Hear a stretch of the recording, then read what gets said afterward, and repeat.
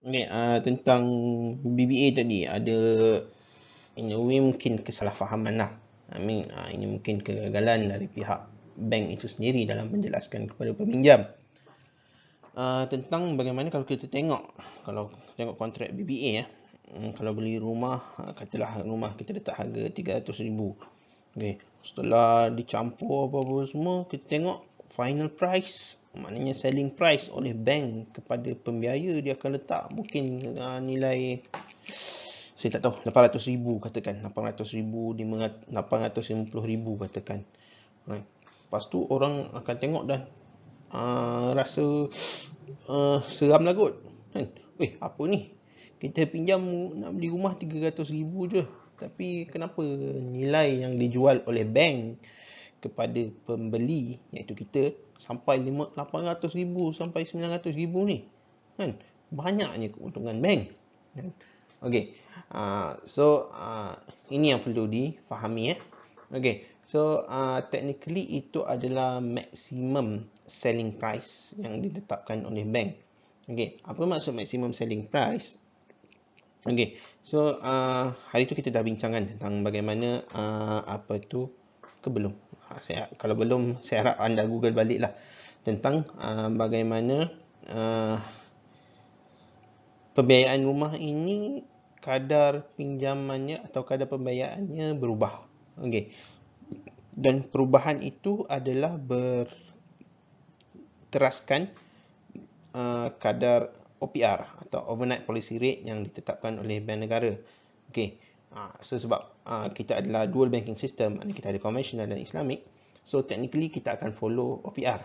Okay. So bila mana interest rate dinaikkan atau diturunkan, kadar BFR, base financing rate untuk housing, akan juga berubah. So katalah OPR naik 2%, 2% tinggi sangat. Okey, katalah OPR naik daripada sekarang berapa? 1.5 kan, 1.5%. Katalah OPR dinaikkan kepada 2%. So 0.5% naik. Okey, kadar BFR juga akan naik sebanyak 0.5 atau bergantung kepada bank lah. Okey.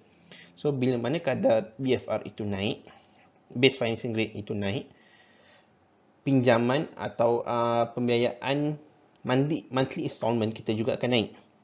Okey.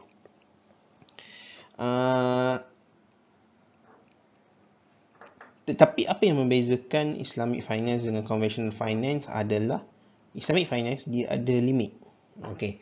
So katalah tadi kita cakap tentang OPR pada 1.5%. So kalau dalam conventional, dalam conventional finance, katalah kita ambil contoh yang ekstrim, katalah OPR naik daripada 1.5% kepada 20%, katakanlah.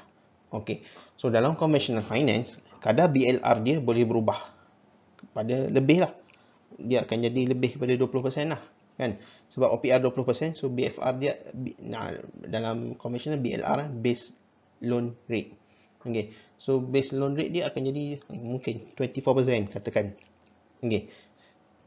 Dan menyebabkan kadar nilai rumah tu akan jadi mahal lah. Monthly installment kita akan jadi sangat mahal lah. Okay. Tapi bezanya dengan Islamic finance, kita ada maximum rate tadi. So maximum rate tadi, kita cakap tadi berapa? 850,000. So technically kalau kira balik 850,000 tu mungkin kadar dia akan pergi kepada 10% je. Kan? So walaupun kadar OPR naik sampai 20%, bank Islam hanya boleh kenakan charge sehingga kadar 10% saja. Harap nampaklah kat situ kan. Okay. Tapi dalam situasi biasa, bank takkan kenakan kadar sehingga 850,000 tu, 850,000 kalau kita equate, katalah dia akan jadi 10% katakan. Kan? So tapi dalam keadaan biasa, bank akan bagi diskaun. Kan? Apa istilah dia saya tak ingat. Okay. Supaya kadarnya yang kita bayar itu in a way sama je dengan konvensional. Kan?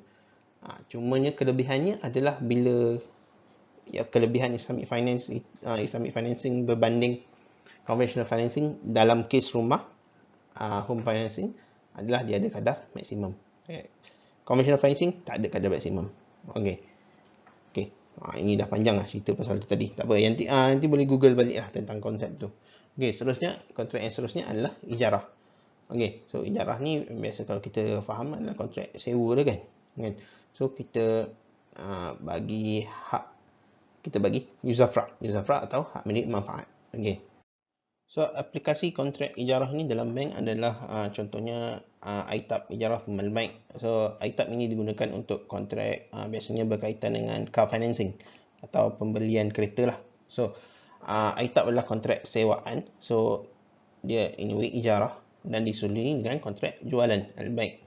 So maknanya secara harfiahnya atau secara kontraknya, technically kita sewa dengan bank. Katalah kita ambil pembiayaan 5 tahun, so technically kita sewa dengan bank selama 5 tahun. So kita bayar sewa tiap bulan kepada bank selama 5 tahun. Dan bila kontrak dah habis, maknanya dah habis tempoh 5 tahun itu, bank akan jual kereta itu pada kita. Kan? So biasanya bank akan jual pada nominal value. Biasanya dia akan letak bank akan jual pada harga RM1 katakan. Kan? So maknanya akan ada kontrak barulah dekat situ. So kontrak jualan. Okay. So MO ITAP ni simple macam biasa. So kita jumpa penjual kereta, kita nak kereta apa. Lepas tu kita jumpa bank, nak cakap bank, saya nak pakai kontrak ITAP. So bank akan beli kereta tu secara tunai dengan penjual, dia akan bayar penuh dan bank akan sewakan kepada kita kan. So kita bayar tiap-tiap bulan, kita bayar ansuran tiap-tiap bulan. So di akhir bayaran akan berlaku kontrak jual beli. So bank akan serahkan kereta tu pada kita dan bank akan bagilah geran kereta tu pada kita kan. Sebelum berlakunya sebelum berlakunya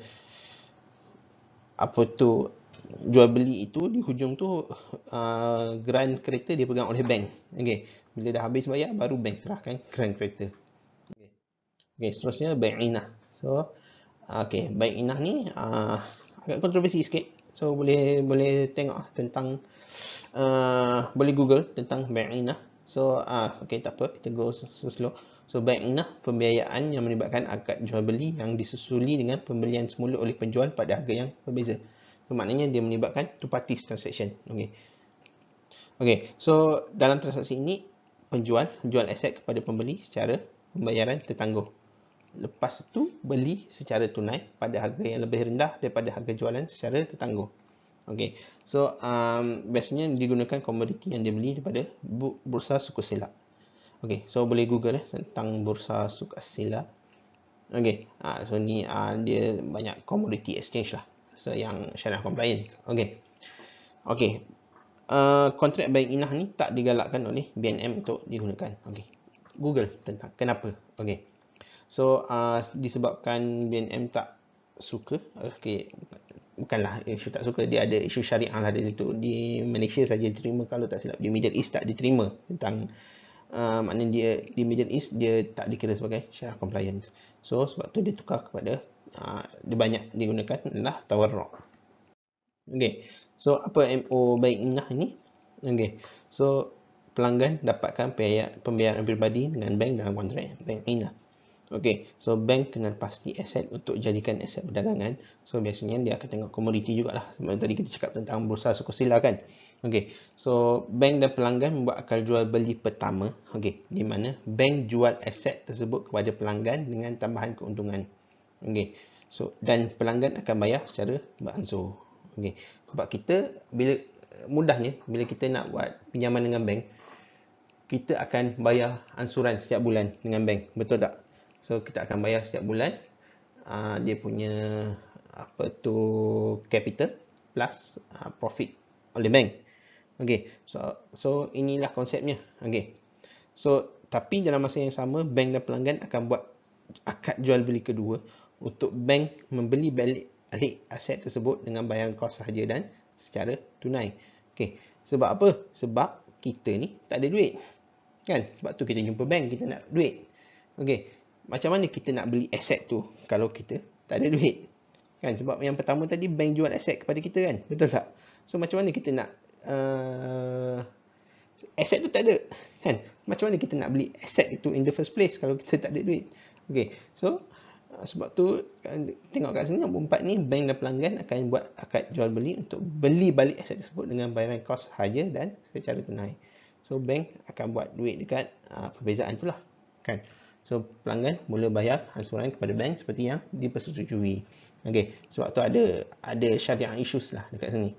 So nanti boleh Google dan kita boleh bincang lah dalam kelas tentang syariah issues di sini, atau boleh rujuk lah kepada ustaz-ustaz lain yang lebih mahir tentang syariah isu ni. Okey.